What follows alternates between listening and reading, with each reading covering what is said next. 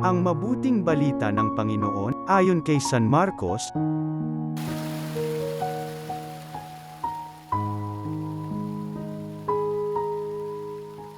Pagkatapos dakpin si Juan, si Jesus ay nagtungo sa Galilea at ipinang-aral ang mabuting balita mula sa Diyos. Dumating na ang takdang panahon, at malapit na ang paghahari ng Diyos. Pagsisihan ninyo talikdan ang inyong mga kasalanan at maniwala kayo sa mabuting balitang ito.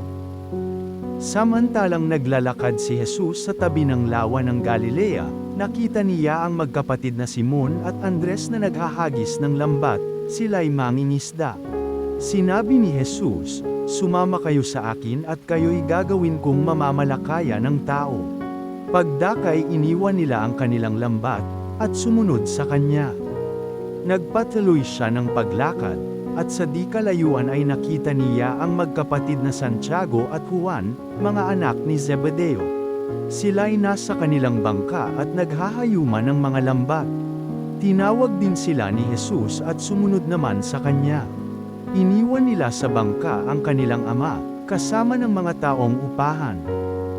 Ang mabuting balita ng Panginoon.